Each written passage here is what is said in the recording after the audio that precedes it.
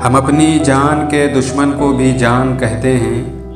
हम अपनी जान के दुश्मन को भी जान कहते हैं। मोहब्बत की इसी मिट्टी को हिंदुस्तान कहते हैं। मोहब्बत की इसी मिट्टी को हिंदुस्तान कहते हैं। सबसे पहले आप तमाम लोगों को मेरी तरफ से मुल्क की आज़ादी की बहुत बहुत मुबारकबाद।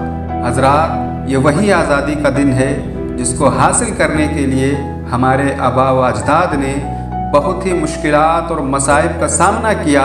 ये वही आज़ादी का दिन है जिसको हासिल करने के लिए हमारे आबा व अजदाद ने बहुत सी कुर्बानियाँ पेश की।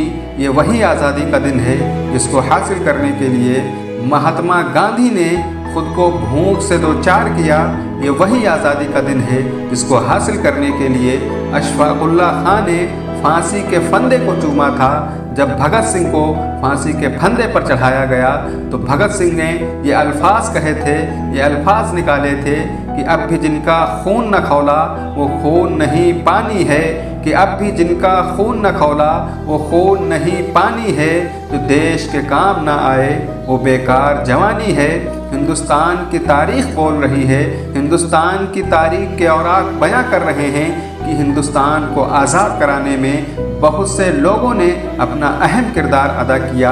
और अगर हम बहादुर शाह ज़फ़र की बात करें तो जब 1857 की जंग में बहादुर शाह ज़फ़र को रंगून की काली कोठरी में ढकेल दिया गया तो अंग्रेज़ों ने कहा था कि दम दमे में दम नहीं अब खैर मांगो जान की, कि दम दमे में दम नहीं अब खैर मांगो जान की, ऐ ज़फ़र ठंडी हुई तलवार हिंदुस्तान की। तो बहादुर शाह ज़फ़र ने उसका जवाब देते हुए कहा था कि गाज़ियों में बू रहेगी जब तलक ईमान की, कि गाज़ियों में बू रहेगी जब तलक ईमान की, तख्ते लंदन तक चलेगी तैग हिंदुस्तान की। हिंदुस्तान को आज़ाद कराने में सिर्फ बुज़ुर्गों का नहीं बल्कि बच्चों से लेकर बड़ों तक हर एक ने अजीम रोल अदा किया है। खुदीराम बोस ने 17 साल की उम्र में अपनी जान की कुर्बानी दी। आज हर तरफ से आपको मुबारकबाद दी जा रही है और देशभक्ति का सबूत दिया जा रहा है, लेकिन असल में देश अब भी अंग्रेज़ों का ग़ुलाम है। अगर आज़ादी के वक्त सारे लोग मुत्तहिद ना हुए होते, सारे लोग एक ना हुए होते तो ये देश हरगिज़ आज़ाद ना होता।